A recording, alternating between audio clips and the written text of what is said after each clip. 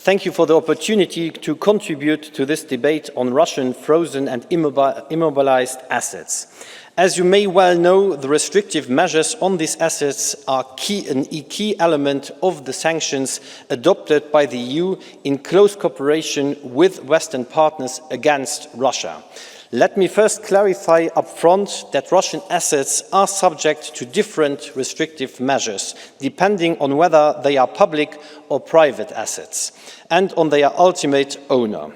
As part of the sanctions imposed by the EU on Russia in response to its war of aggression against Ukraine, the assets of the Central Bank of Russia held by financial institutions in the member states have been immobilized since February 2022.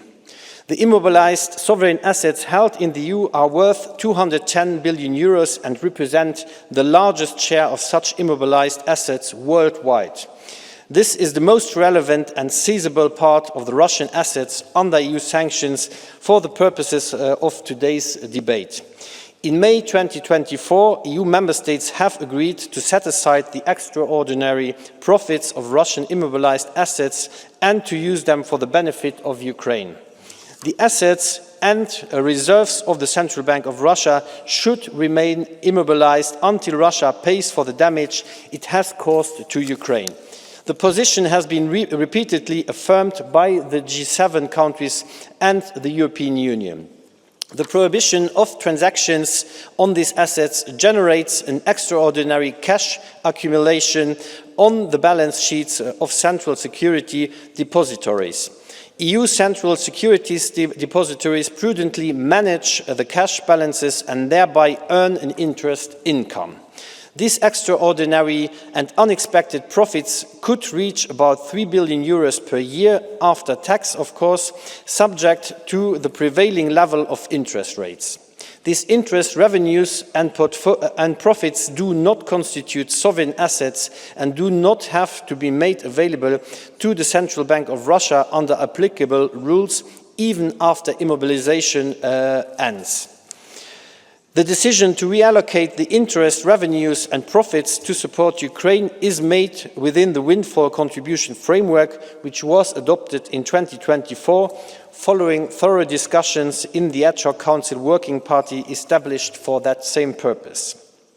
This allowed us to take the necessary implementing actions to fulfill the commitments made by the European Council and the G7 leaders to provide Ukraine approximately 45 billion euros in loans to be repaid by future flows of extraordinary revenues from immobilized Russian assets.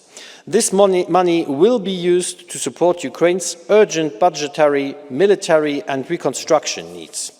As part of the G7-led extraordinary revenue acceleration, the so-called ERA loans initiative, in January 2025, the European Commission disbursed the first 3 billion tranche of its exceptional macro-financial assistance loan for Ukraine, which will be repaid with proceeds from immobilized assets of the Central Bank of Russia in the EU.